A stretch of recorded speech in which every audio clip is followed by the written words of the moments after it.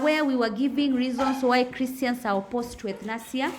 And I was telling you before I left that euthanasia is mercy killing. Why we are against it is because God is the giver of life and no one should take it. He's the only giver of life and no one should take it away. As Christians, we believe also euthanasia is murder. Because in the Bible, it is murder. And in the Bible, it is what? It is condemned. We are opposed to euthanasia because it's against the 10 commandments. You should not do what? You should not kill. You shall not kill. Remember, thou shalt not kill. Also, it destroys God's image in human beings. It destroys God's image. Because God has the image of pro-life in human beings. We should support continuation of life. Also, we are opposed to euthanasia because we believe that human judgment is limited. Any judgment that a human being makes, it's very limited. So we believe they should not make a decision to kill someone. Also, it's against medical ethics. For a doctor to kill, it is against medical ethics because doctors should sustain what? Life. So it's against medical ethics. It's against Jesus' mission. Because his mission on earth was to heal the sick. So it's against Jesus' mission on earth.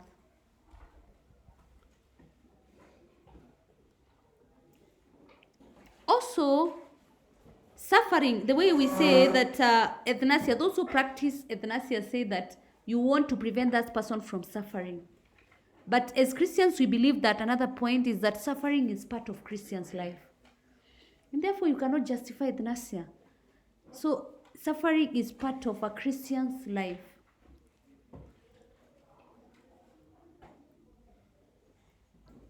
Also, works of mercy involve saving life. Works of mercy involve saving life.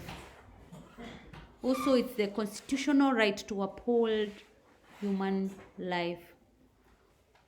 So, what is the place of Christians in curbing COVID-19 in Kenya today? How do you curb COVID-19? I thought everyone should get all the 7 marks in this question. So, how do you curb COVID-19? Raise up your hand. Samuel, say something.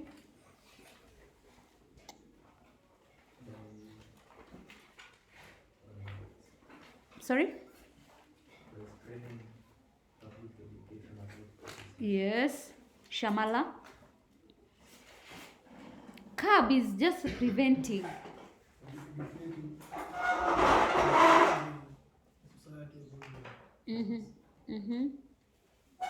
How do you curb COVID-19? Say something. Kiburia. The same things you are being told. Keep distance. That is point number 1. Keeping distance. You undergo vaccination. Then there is the one that we told you when you came back to school, that you frequent hand washing. You frequent hand washing. Frequent hand washing. You wearing of face masks. You avoid overcrowding, or you avoid gatherings. There is also quarantine for the affected, or you isolate when affected, or quarantine. And then you seek medical attention if you're suspicious of attack. You seek medical attention.